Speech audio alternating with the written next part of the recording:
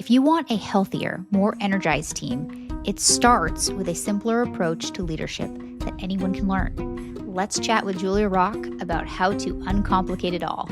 As someone who has experienced burnout, yes, burnout is a thing. There are people who continuously put themselves and they extend themselves and they push themselves past their certain limit, and then they have nothing left in the tank. I say this all the time. If you don't set boundaries, people are going to assume you don't have any. When you don't set boundaries, that means you're placing more value on other people than you're giving yourself.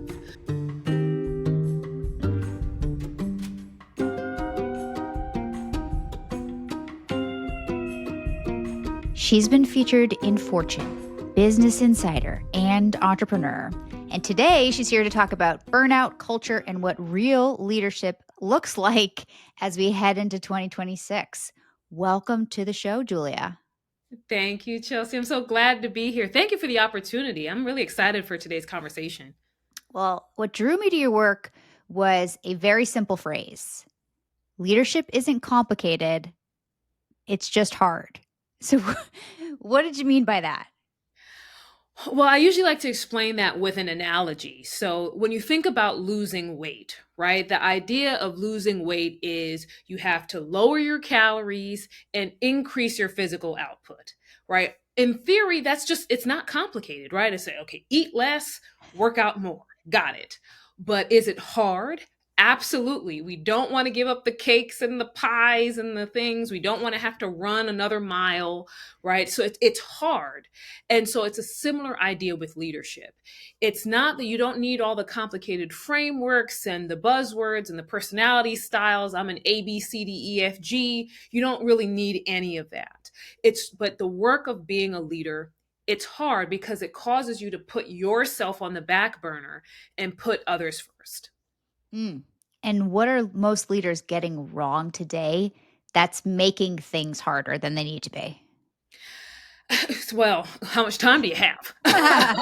but, but one of the big things that leaders are getting wrong today is that they are looking to other sources to find out how they should lead instead of asking their people directly, right? They're Mm. reading the book, they're asking the consultants, they're trying the assessment, they're trying the team building that HR told them to do, instead of going directly to their teams and saying, what is it that you need? How am I doing?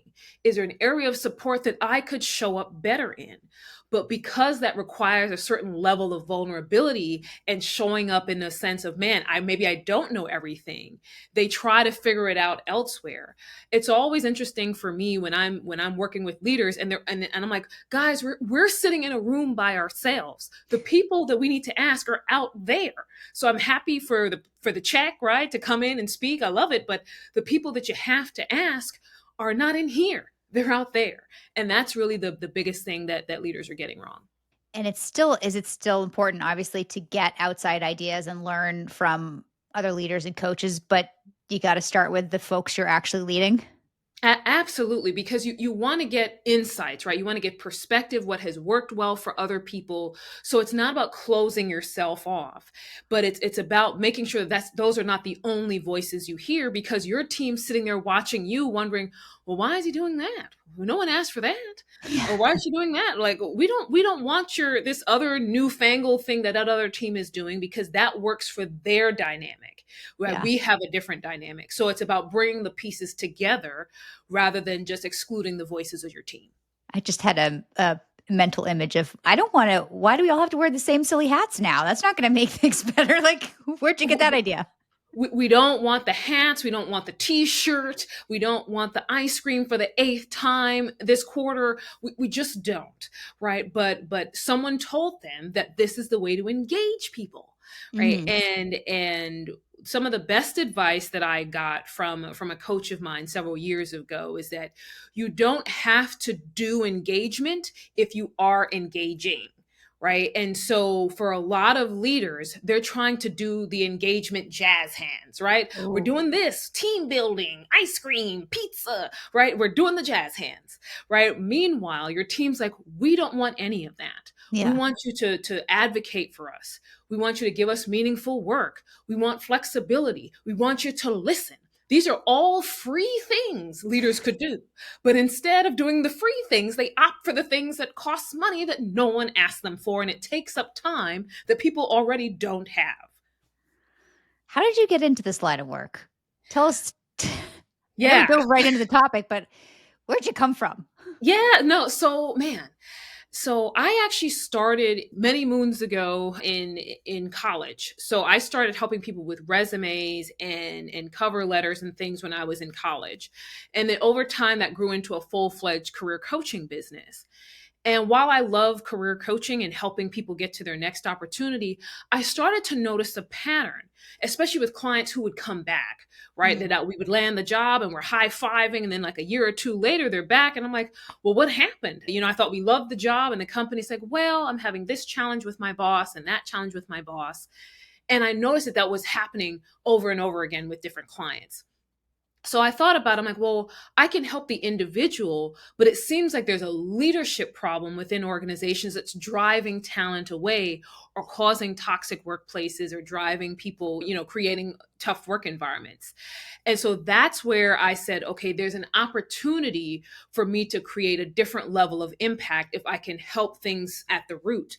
Studies show, I think it was Gallup that said, 70% of the variation in employee engagement is driven by manager behavior, which underpins everything that I was seeing with my clients. So I said, okay, if I can focus on the leadership, I can really transform the workplaces so that people want to stay when they get hired. yeah. We talk about a lot of different topics on this podcast for like how to grow your business, how to grow as a better leader. And this season has been a majority of the topics come back to company culture and how important it's just everything. It's like the Yep, foundation of everything else you're going to slap on top of it. that's right. Ugh. What does effective, uncomplicated leadership look like daily? So that's actually what I'm putting in my book that's coming out next year. It's called Uncomplicated Leadership. It's coming out in May. And effective leadership, uncomplicated leadership, it's comprised of five things, just five: clarity, consistency, connection, courage, and celebration. Those five things. All of the leaders that I have studied who have led well, whether it was when I was in corporate or when I talked to my clients or the leaders that I coached, when they have mastered at least 4 to 5 of those things, then they're able to function effectively. They don't have high turnover, the teams are productive.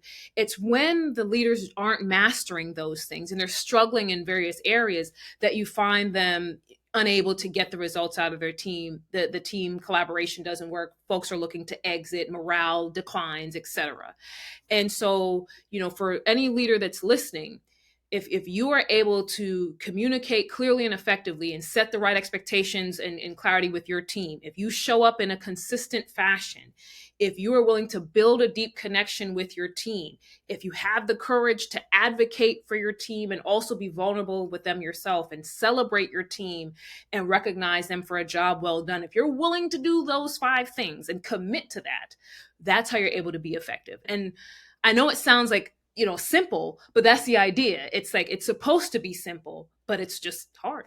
Go for a walk, put the cake down. Exactly. That's Okay. it. If you a few times already you've talked about employee disengagement or good employees looking to leave. From your perspective, what is causing this? What's it called when somebody quiet quits? Oh yeah, but you're doing Or kind of just enough. yeah, or disengaging in Yeah. the workforce. There's a few different reasons, but one of the big reasons why people kind of take a step back is that they don't feel like they're being valued. They don't feel as if their organization sees them. They don't think that they're doing any sort of meaningful work. They're just making the widgets, as people used to say, but no one really cares about what happens to them as an individual. And they don't even know what career opportunities are available to them because their boss is not helping to develop them or mentor them or coach them in any way. And so the idea is that, okay, if I'm just here to make widgets, then what I'm going to do is just make the widgets and nothing else. Don't ask me for anything additional. I'm not doing it. I'm going to clock in at 9 and leave at 5, and that's it. And that's one of the major reasons. And that's why the connection piece is so important, because if you as a leader are connected with your team, you'd be able to understand, okay, who seems to be struggling with, not feeling seen or heard or valued, who needs more flexibility, perhaps, who needs more development than they may have previously gotten. That's why that connection is so important. Some folks like just clocking in and clocking out. Maybe they're passionate about outside of work things That's they're doing, but so many people don't want to just make the widget and not know why it matters. Like, what's the point of life? That's a big question. Oh, right. And that's what, when I coach executives and I coach leaders, that's what I talk about. It's like, how have you been able to tie your team members' work back to the organizational goals, so they see that their work is going to something bigger than them? If they think they're just sending this report into the abyss, it loses its value to them. And it's like, well, it doesn't matter if I do this well, it doesn't matter if I do this at all. No one cares. And so that's where you get the low morale, the low productivity, the apathy towards the work. But if you as a leader make it your business to say, hey, Chelsea, this is why what you do matters, and if you don't deliver on this, here's what breaks down as a result of it.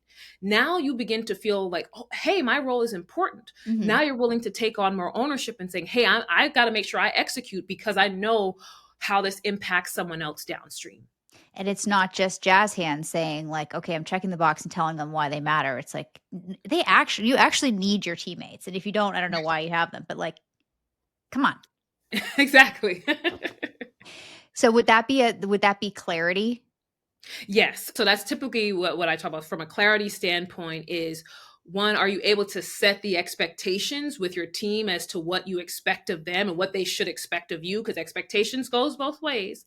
But also for someone who's stepping into a role, they should know, why does this role exist to begin with? Mm. What does it serve? How is my work meaningful? And again, meaningful doesn't have to mean saving the whales or solving world hunger, right? It can just be, hey, I'm serving a bigger vision, that I'm making an impact of some kind. Because then you can look and say, okay, I'm not just doing this for doing this sake. I'm really creating an impact, solving a problem, helping someone, generating revenue, whatever it is. At least you can see for yourself that your work means something.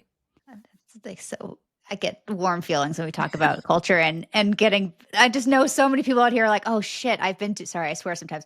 I've been That's doing this all wrong. I've just been like putting people in a box and not giving them any direction and just saying, "Ah, they'll do it." it's the idea of just drink from the fire hose, just figure it out. And part of my indigestion with that language is because so many of us grew up in the drink from a fire hose kind of mindset, and it's like, why are we continuing to perpetuate that? We didn't like it. Yeah. Why do we want to keep doing things that we didn't like? It doesn't make any sense. I was just talking about this the other day, like micromanaging. All of us have had a micromanaging boss that didn't trust us and checked everything we did and made us feel like shit. So why, when we get in a leadership position, why are we doing it to the next generation? It's like, Well, why? I have a theory about micromanagement All to right. shake the table a little bit. Okay. So oftentimes with micromanagement, I don't think it's that the leader doesn't trust you. They partially don't trust themselves. Poof. Because what happens is they feel like they need to know all the things about everything and have their hand in everything in order to make sure that they feel confident in conversations with their boss, or maybe they're dealing with some level of imposter syndrome. And so it's like, okay, if I exert power over these people and ask all the questions, I am good at my job, I am the boss, I am doing these things. So I have found that it's often not necessarily they don't trust you, they don't trust themselves. There's Mm, some imposter syndrome, and am I really delivering the way I should? That's something that they also need to resolve within themselves. yeah. This is why they should have coaches as well, or Hello, or shrinks, both. or both. Yeah, I have both. So we're fine tuning this thing up here. One thing I've heard on the internet lately from business influencers, I'm doing air quotes for those listening, is, "Oh, you're not a candle. There's no such thing as burnout." So I shake my head. People are giving wacky advice and claiming burnout isn't a thing. Let's just start. Is burnout real? As someone who has experienced burnout, yes. Right, and I know people want the clicks and the likes, and they wanna get on Jay Shetty's podcast, right, and be able to say something, but burnout is a thing, right? There are people who continuously put themselves and they extend themselves and they push themselves past a certain limit, and then they have nothing left in the tank, and so emotionally and physically, you're drained. The idea of burnout, it's metaphorical in nature, right? You're not a physical candle, you're not going to burn out, right? so Uh-huh. so we all knew that it was metaphorical, but the idea is that you get to a point where you have given everything, and from a mental standpoint you are literally just going through the motions because there's nothing left in the tank. And Hmm. so it absolutely is a thing. What drives it is a different conversation, but in and of itself it is a thing. Okay, we've got that established. Burnout is real It is a in the thing. record. I have had most of us listening have probably burned out more than once, but, Mhm. you know, you also said it's not always just about the amount of work. Yes. What else can burnout be from? So there's several reasons. One of the things that drove me to burnout at a certain point was I was out of alignment. Mm, Right? So there's often times when we're doing work or we're in a job or we're in a place where we know we've either outgrown, it's no longer aligned with our values or what have you, and but we still try to push through there. And we're wondering, why do we feel out of alignment, or why are we feeling burnt out? Because you didn't have any business there anymore anyway, mm, and but you keep trying to push through that. So that's one reason. The second reason is that we are pushing ourselves from a perfectionism standpoint, right? So many of us are, whether it's afraid to make mistakes, because we have tied our identities and who we are to the work that we do. So if we mess something up, it's the sky is falling, right? Chicken Little. And because of the fact that we made this issue or something happen, not realizing that even if you make a mistake, it's not the end of the world. Failure is not the end of the world. But the perfectionism, because sometimes when we think we have a workload problem, our boss hasn't didn't tell us that it was due tomorrow. We could do it next week, but it was like, well, no, I'm going to get it done because I have to do it, and this is something that we're putting on ourselves, and then we're wondering why we're burnt out, even though that wasn't the directive that we've received. And then the last thing I would say is that we also haven't set any boundaries. We haven't set any boundaries because, and I say this all the time, if you don't set boundaries, people are going to assume you don't have any. And so it's less about workload versus you saying, am I willing to set the boundaries that I need to for my life, for myself, and being okay with what comes with me setting those boundaries, right? So if you know that you have a difficult home life, right? You've got to take care of young children, elderly parents. You can't work the same hours as somebody who doesn't have those kind of restrictions. But if you try to work those same hours, you can't blame the workload. It's because you didn't choose to say, hey, I can't do that. And if you're in an environment that is pushing you to that point, then it's a reflection on you to say, okay, is this where I should stay? Is this where I belong right now? And are you willing to have the tough conversation with your leadership to say, hey, in this season, I need a little bit more support. I need some flexibility, and here's why. No one's saying just flake off of work, but asking for the help that you need instead of sitting there and suffering in silence. So that's just a few of the reasons.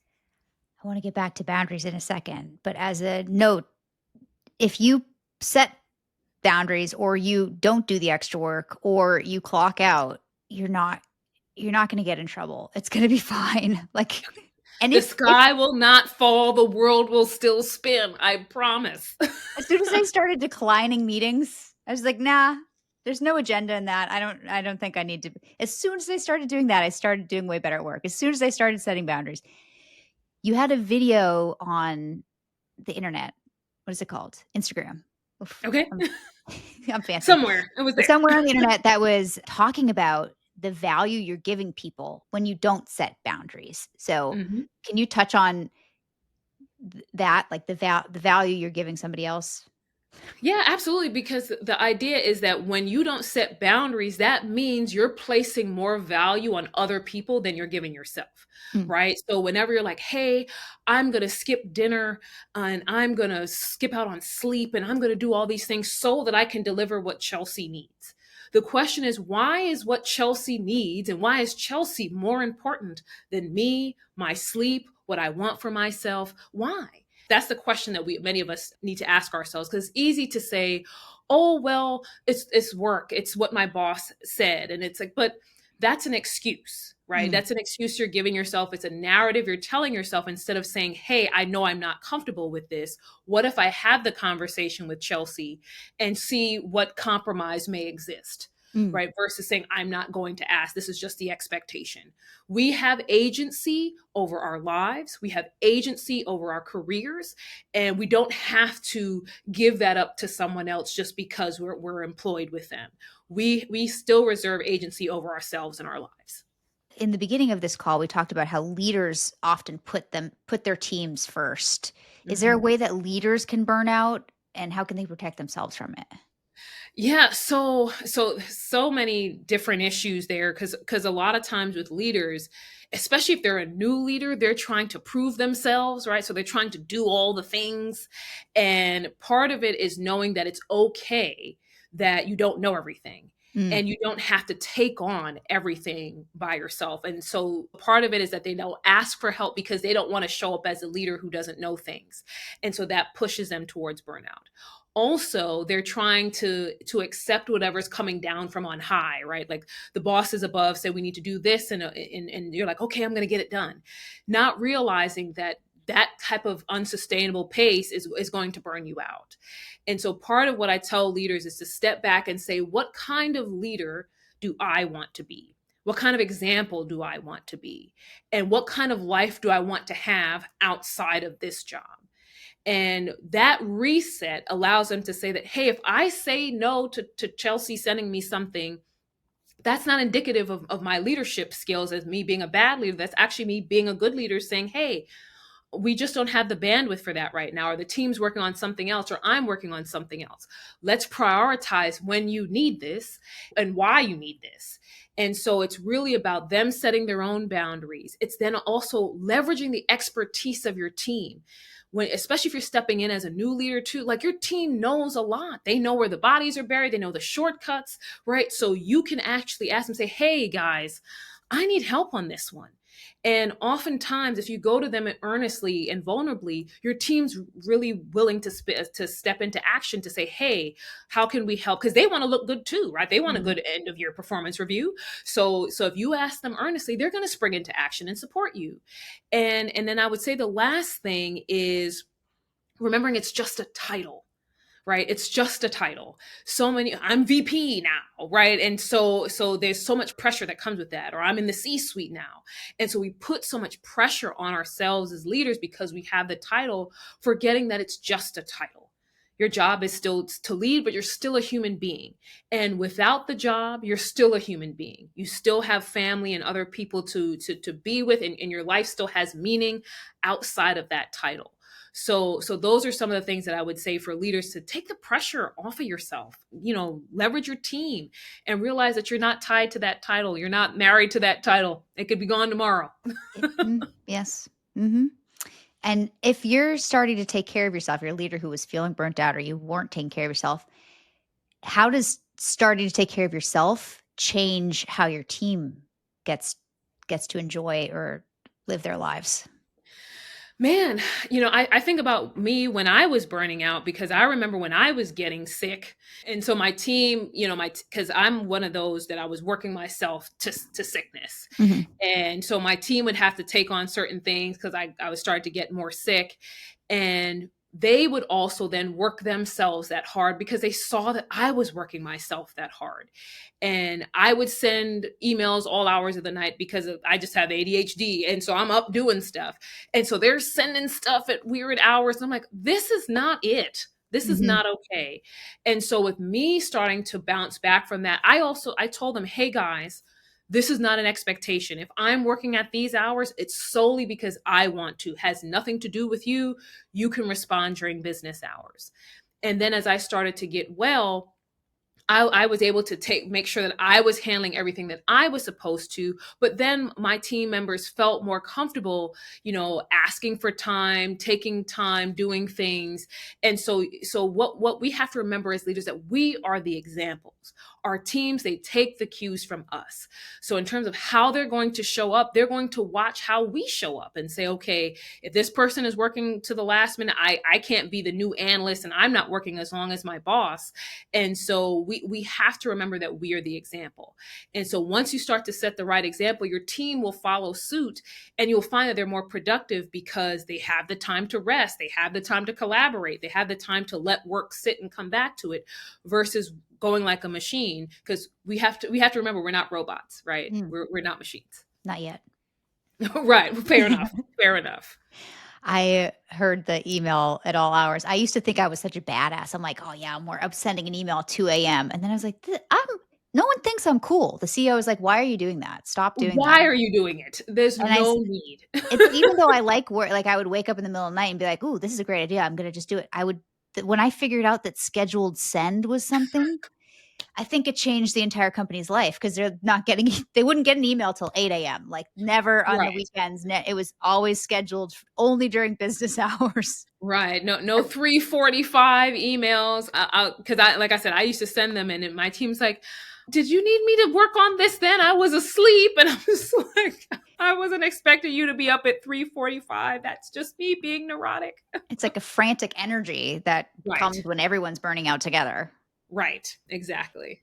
How can you spot, if you're a leader, how can you spot the difference between a high performing team and one that's actually just burning out right in front of you? For a period of time, that you may not be able to tell the difference, right? Because they're productive, they're killing it. Yeah. But then what happens is you get to a point where they're still delivering, but you're noticing the energy shift, right? You're noticing the personality shift. You're noticing that certain conversations aren't happening. The collaboration may not be what it should be. The certain ideas are not coming forward, right? And so it's like, hey, I'm still getting, relatively the same work product, but in terms of the dynamic on the team and the level of excitement and engagement and enthusiasm, I'm starting to see that die out. Like, you start to see the team going through the motions rather than the level of energy that you may have seen at the beginning. So yeah, at the beginning, it's all the same, but as time goes on, you notice that things start to fade. And also the disposition of your team members, right? When you go to ask them for things, they'll do it, but the willingness, or the attitude that they would have given you before, it's shifting, but because they know they have to perform at a high level, and they're committed to doing that. But are they excited about doing it? Are they, Mm. do they feel engaged when they want it? No. They're just like, oh, I got to do it, so I'm going to do it. You just make a few more cold calls. There we go. Right. Let This me check is this box. yeah. Right.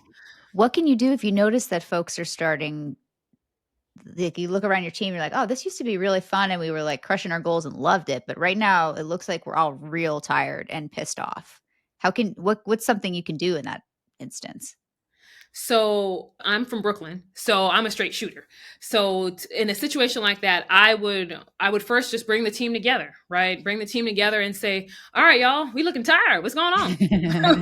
That's the opener, right? Uh-huh. And give people space, right, to say, like, what's happening? Is there something that I missed? Is there something that you tried to share with me that I didn't take to heart? Right. And go in with a sense of vulnerability so that they would be able to share, like, hey, if I've dropped the ball somewhere, I'm happy to own it in this moment, but I need you guys to tell me, and so that I can figure out how else I can support you.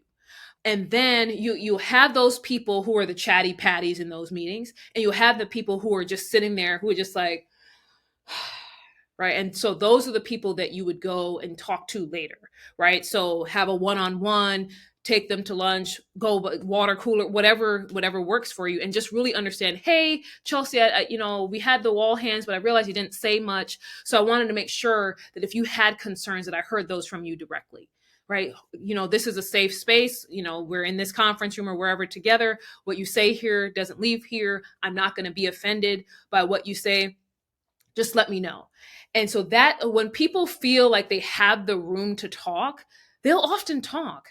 So, Mm. especially if you've been vulnerable and open with them, if you give them the space and the license to talk, a lot of people will open up, especially if you're willing to say, hey, I know that I may have done something wrong.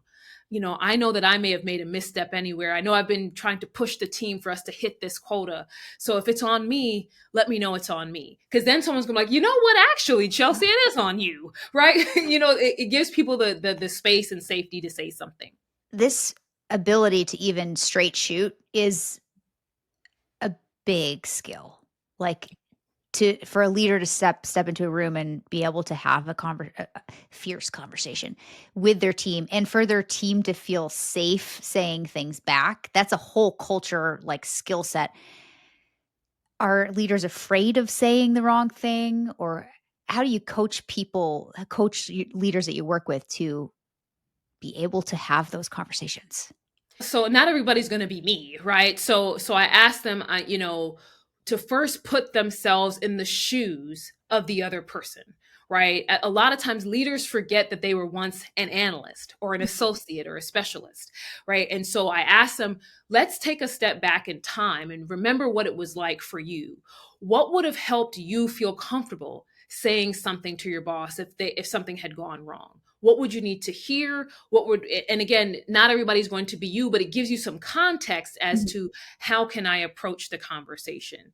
And so that's when we're able to have some dialogue about what their experiences were and what they wish their bosses would have done and so forth. So that's really where we start. It's the empathy and being able to put yourself in the shoes of a burnt out employee, first or second year analyst, feeling frustrated.